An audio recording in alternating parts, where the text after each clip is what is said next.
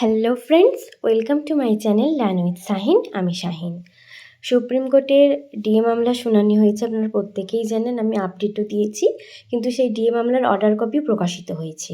তো অর্ডার কপিতে কী বলা হয়েছে বিস্তারিত আমি আপনাদের সাথে আলোচনা করব, তাই দেরি না করে চলুন ভিডিওটি শুরু করা যাক। দেখতেই পাচ্ছেন, এটা কোর্ট নাম্বার 14, আইটেম নাম্বার 61, অর্থাৎ গতকাল যে শুনানি হয়েছে ডিএ মামলার সেটারই অর্ডার কপি। এখানে the state of West Bengal and ANR versus confederation of state government employees and West Bengal and others. তো এখানে যে সমস্ত আইগুলো ফাইল করা হয়েছে, যে সমস্ত ক্যান নাম্বারগুলো রয়েছে, প্রত্যেকটা নাম্বার দেওয়া রয়েছে। দেখুন, ডেট দেওয়া রয়েছে 16/5/2025। এই ম্যাটারটা হেয়ারিংয়ের জন্য উঠেছিল। কোন বেঞ্চে? অনারেবল মিস্টার জাস্টিস সঞ্জয় করল স্যার এবং honourable mister justice Sandeep Mehta স্যারের বেঞ্চে উঠেছিল। তো পিটিশনারদের পক্ষ থেকে যে সমস্ত অ্যাডভোকেটরা ছিল, সিনিয়র অ্যাডভোকেটরা ছিল, প্রত্যেকের নাম রয়েছে। প্রথমেই রয়েছে ডক্টর অভিষেক মানু সিংভি স্যার, দেন রয়েছে সিনিয়র অ্যাডভোকেট হুফিজা আহমেদি স্যার, প্রত্যেকের নাম রয়েছে। এবং রেসপন্ডেন্টসের পক্ষ থেকে কিন্তু প্রত্যেকের নাম রয়েছে। এখানে প্রথমে রয়েছে দেখুন mister PS Patwaria sir, senior advocate. এছাড়াও আরও অনেক নাম রয়েছে এখানে। পুরো পরের পাতা জুড়েও দেখুন প্রচুর নাম রয়েছে। বিকাশ রঞ্জন ভট্টাচার্য সিনিয়র অ্যাডভোকেট স্যারের নাম রয়েছে, Rauf Rahim sir senior advocate, Ferdous Shamim, প্রত্যেকের, আলী হাসান, আলী আসগার রাহিম, প্রত্যেকের এখানে নাম রয়েছে। তো মেনলি যে অর্ডারটা, এখানে অর্ডারটা দেখুন পয়েন্ট করে দেওয়া রয়েছে। 1 নম্বর পয়েন্টে কী বলা হয়েছে? Having hard doctor Abhishek Manu Singhvi and mister Huzefa আহমদি, learned senior counsel appearing for the petitioner, and mister PS Patwalia, learned senior counsel appearing for the respondents, we are of the considered view that the petitioner state should release at least 25% of the amount due and payable to all the employees in terms of the impugned judgment dated 20/5/2022 passed by the High Court at Kolkata।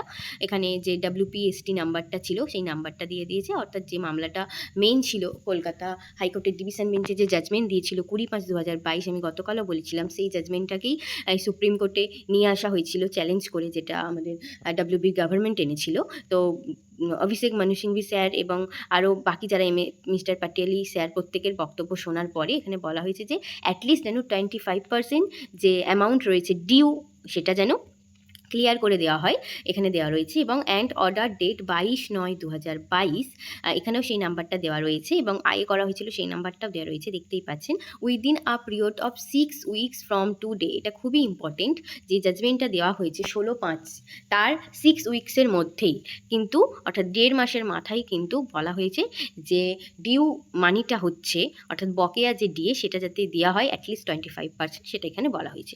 2 নম্বরে কী বলা হয়েছে? আরও এখানে অনেকটা রয়েছে যে we find the tribunal and the high court to have educated the right of the employees to receive dearness allowance, অর্থাৎ DA pursuant to the 5th pay commission. এটা খুবই ইম্পর্টেন্ট। এই যে ডিএটা দেওয়ার কথা বলা হচ্ছে, বকেয়া ডিএ, এটা 5th কমিশন। গতকালই কিন্তু আমি ভিডিওতে জানিয়েছিলাম যে এই ডিএটা যারা নতুন যারা জব পেয়েছে তাদের জন্য কিন্তু নয়, এটা 5th কমিশন, অর্থাৎ যেটা 5th কমিশন ছিল 31/12/2019 পর্যন্ত, 2009 থেকে 2019 পর্যন্ত যেটা 5th পে কমিশন ছিল, সেটার কিন্তু বকেয়া ডিএর কথা এখানে বলা হয়েছে। বর্তমানে কিন্তু 6ষ্ঠ পে কমিশন, 6ষ্ঠ বেতন আমরা কমিশন, পে কমিশনের ভিত্তিতে বেতন পাই, এবং রোপা 2019, আর ওটা হচ্ছে রোপা 2009। তো এখানে কিন্তু স্পষ্ট করে বলে দেওয়া হয়েছে 5th পে কমিশন। এখানে আরও একটা জিনিস বলা রয়েছে, সেটা হচ্ছে কি যে যেখানে বলা হয়েছে, দেখুন যে কি বলা হয়েছে, যে whether or not the right to receive dearance allowance is a fundamental right is an issue amongst others this court is called upon to consider.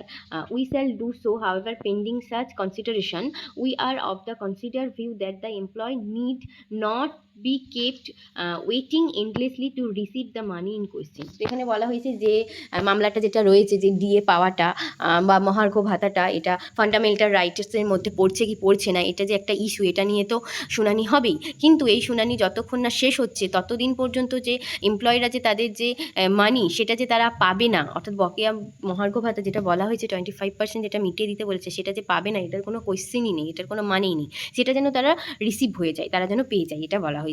এবং শেষে এখানে দেখুন আরও অনেক বক্তব্য দেওয়া রয়েছে, এবং লাস্টেরটা ইম্পর্টেন্ট, অর্থাৎ নেক্সট আবার কবে হবে এখানে ৪ নম্বরে একটা কথা বলা হয়েছে যে the parties are permitted to place on record their written submission on all the issues within 4 weeks, অর্থাৎ ৪ সপ্তাহের মধ্যে সমস্ত পার্টিকে বলা হয়েছে তাদের যা যা বক্তব্য, যা যা কিছু রেকর্ড সব কিছু দেওয়া রিটেন সাবমিশন আকারে দিতে বলা হয়েছে ৪ সপ্তাহের মধ্যে। এবং শেষে বলা হয়েছে list the matter for hearing on ৪/৮/২০২৫, অর্থাৎ পরবর্তী শুনানি আবারও ৪/৮/২০২৫ হবে অ্যান্ড টপ অফ দ্য বোর্ডে ম্যাটারটা থাকবে, এখানে বলা হয়েছে। তো অর্ডার কপিটা অনেকেই দেখতে চায়, তো সেই অর্ডার কপিটাই আমি আপনাদের দেখিয়ে দিলাম। বাকি যদি কারো কোনো প্রশ্ন থাকে অবশ্যই কমেন্টের মাধ্যমে জানাতে পারেন, আমার জানা থাকলে অবশ্যই রিপ্লাই করব। আর চ্যানেলে নতুন হয়ে থাকলে অবশ্যই চ্যানেলটি সাবস্ক্রাইব করে দেবেন বিভিন্ন আপডেট পাওয়ার জন্য। ধন্যবাদ সকলকে ভিডিওটি শেষ পর্যন্ত দেখার জন্য।